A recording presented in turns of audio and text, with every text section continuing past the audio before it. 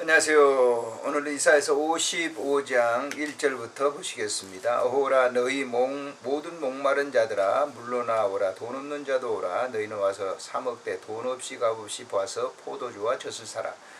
너희가 어찌하여 양식 아닌 것을 위하여 은을 달아주며 배부르게 하지 못한 것을 위하여 수고하느냐. 내가 듣고 들을지어다. 그리하면 너희가 좋은 것을 먹을 것이며 너희 자신이 기름진 것으로 즐거움을 얻으리라. 너희는 귀를 기울이고 내게로 돌아오라. 나와 들으라.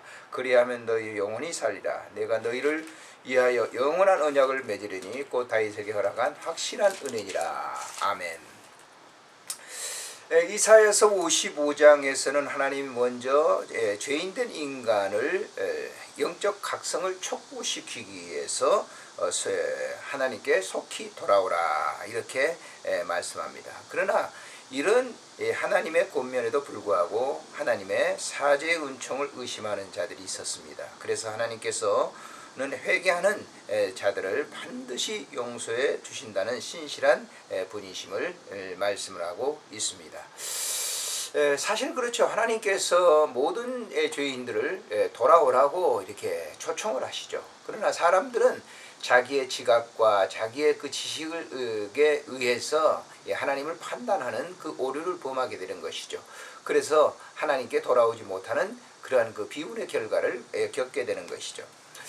1절에 보면 오라 너희 모든 목마른 자들아 물러나오라. 돈 없는 자도 오라. 너희는 와서 사 먹되 돈 없이 값없이 와서 포도주와 젖을 사라고 말합니다.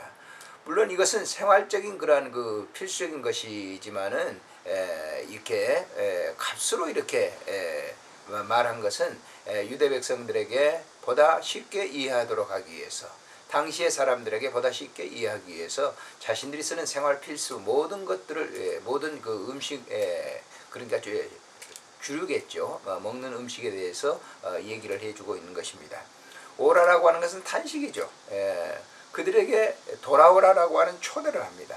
그런데 하나님께서 돌아오라고 하면서 그들에게 어떤 값을 지불을 하면서 오라는 거 아니에요. 그냥 준다는 것입니다. 모든 사람들 그냥 오면 준다라고 하는 것이죠.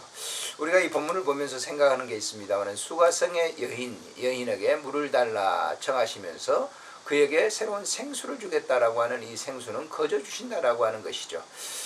수가성의 여인은 사실 처음에는 그 사실을 잘 알지 못했어요. 그때 예수님의 말씀을 듣고 이 진리를 깨닫고 난 다음에 그는 동네에 들어가서 물동이를 버려두고 동네에 들어가서 이 사실을 갖다가 알려주게 되죠. 그래서 많은 동네 사람들이 예수님께 나와서 예수를 믿더라. 여인의 말 때문에 믿은 게 아니라 예수님 만남으로 말미암아 그를 믿게 됐다라고 하는 것이, 어떤 값을 지불하고 믿는 것이 아니라 그냥 주님이 주시는 그 믿음을 통해서 믿게 됐다라고 하는 것이죠. 사람들은 이 양식 아닌 것을 위해서 은을 달아주고 배부르지 않은 것을 위해서 수고하게 하고 또 기름진 것으로 즐거움을 얻으려고 하는 것이죠. 이것이 인간적인 방법입니다.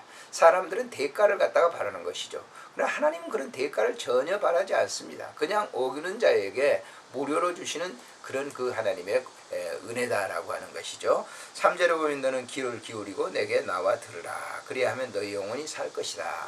듣는다라고 하는 것이죠.